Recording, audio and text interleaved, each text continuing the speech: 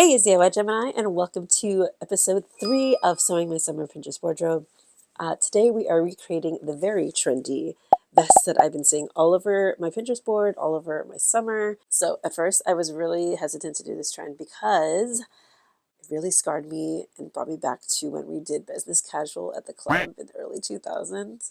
Who remembers that? But yeah, after a while I was like, no, it's okay. Like, this is not really like that. This is more chic, quite luxury kind of vibe. So we're gonna do it today. So I try to be really selective on the trends that I follow. I don't want to follow each one, just one, because of sustainability, and two, it's saving money out of my pocket. So I know that fashion really recycles all the time. So I figured I could just make something out of something that already exists out there in the world instead of buying it new. So if you knew me, you know that I am a sucker for a good blazer or outerwear. 80 to 85% of my outerwear is thrifted, actually. Anywhere from a wool coat that I got for like 12 bucks to a leather jacket that I got recently for 50 bucks, like real genuine leather. So I get really stoked and really excited for outerwear. And I know blazers are very plentiful at the thrift store, so I figured I could just take one of those and transform it into a vest, because the hard part's already there, like the structural part with the buttons and everything. The whole basic structure is there. You just have to tweak it a little bit to make it into a vest. So yeah, that's what we're going to end up doing today. I have two blazers with two different vibes. So let's get into our first one. First, let's start off with this black suit blazer I got from the 90s probably. I got her for $7. She is a tad big on me, but that's okay. She also has these big square buttons, which will have to go, but we'll get to those later. First things first, let a seam rip the sleeves and the collar off the blazer.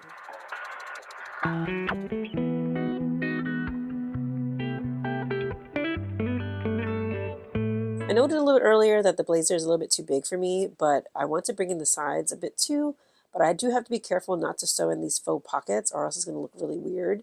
So to help avoid that, I'm going to take in the back with just a straight stitch down the back.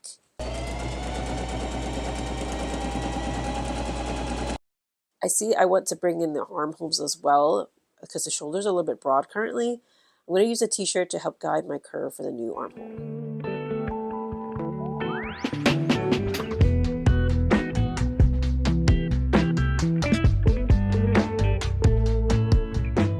Now on to make the new neckline. I'm going to unfold the lapels and take off the excess fabric so that I can get a straight line going up the neck. And then I'm going to press out the new layout to eliminate the prior press line for the lapel.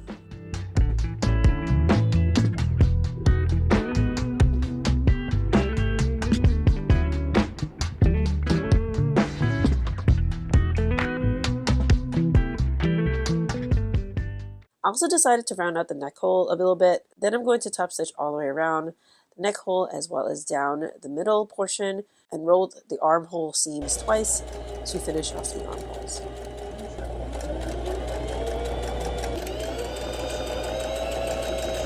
Let's figure out the button situation. I'm going to remove the original buttons, but I first want to measure the distance between each one so that I can figure out where to place the additional buttons up to the neckline.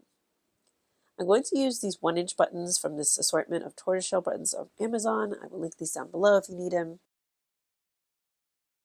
I'm going to be adding 2 more buttons to this vest. For one of them, I do need a corresponding buttonhole, which I'm going to be using my machine to make.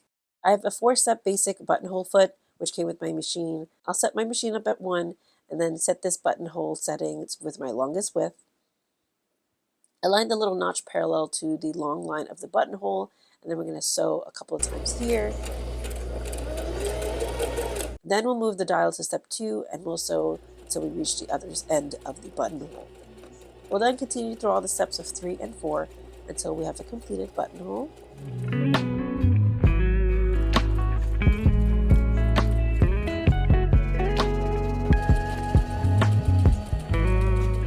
Now it's time to open it. So to prevent it from destroying our work, let's place a pin at the other end of the buttonhole and then carefully seam rip through.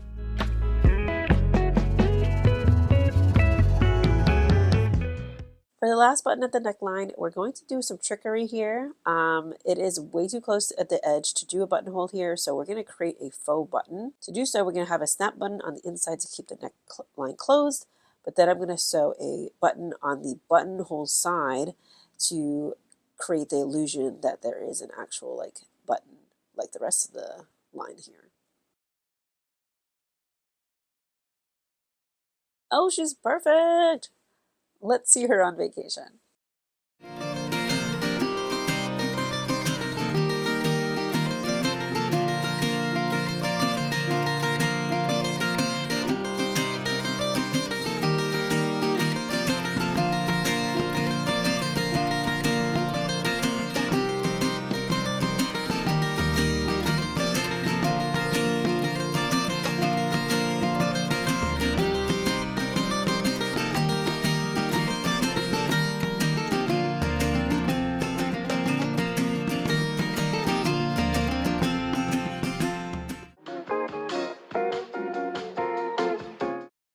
Okay, on to the next blazer thrift flip. I am looking for a more casual linen vibe for this one, and I found this very cute coral one for $5 at the thrift. This one is a linen blend, and this is what it looks like on me now. It's a great fit currently, to be honest, so I don't really have to do much with the altering with this one. So this should go a lot faster. We'll repeat the first step as before by removing the sleeves. I honestly could have cut these off instead of seam ripping them, but whatever, it is what it is. Once again, I am using one of my shirts to trace a sleeve shape on here. And I wanted to do a square neckline for this one, so I made my outlines and seam allowances here.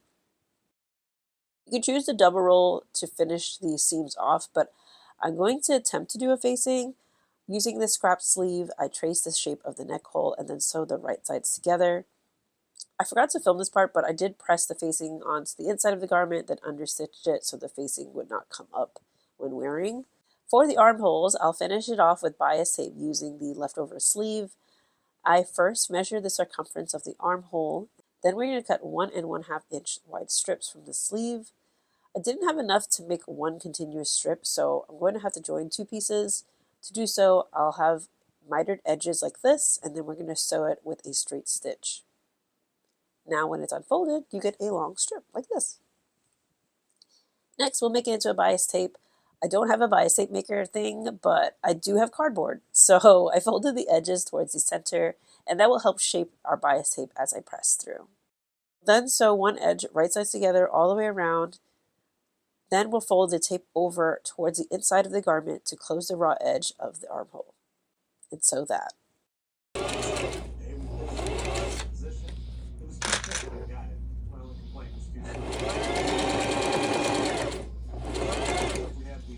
And we're done. I do love the buttons on this one, so there's no changes needed there. She's so cute and easy to wear.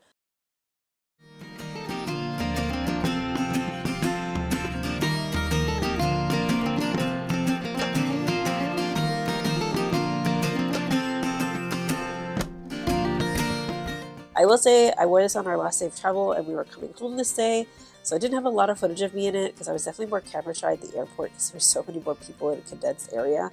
But I can say and report that this was a very comfy and breathable garment to wear, and I was very happy about that. So I think that was a win. Okay, I am back home, and boy, do I miss Ireland. Ireland was so beautiful. Definitely have to go back at some point because there's so much more to explore. But absolutely love my time there. Yeah, so tell me how you feel about these thrift flips. Would you try them? There are so many blazers at the thrift store. They are plentiful in many different styles and many different sizes. So I'm sure you'll find something that fits your style. This was pretty relatively easy to do too, so it only took like a day to do each one. The pink one even faster, to be honest. But if you do decide to do any variation of these, please tag me on Instagram or TikTok at Hi DIY Gemini. I would love to see them. Okay, thank you so much for watching today's video, and don't forget to subscribe down below if you haven't already. I do have more summer Pinterest wardrobe stuff coming, so yeah, keep an eye out, and I will see you in the next one.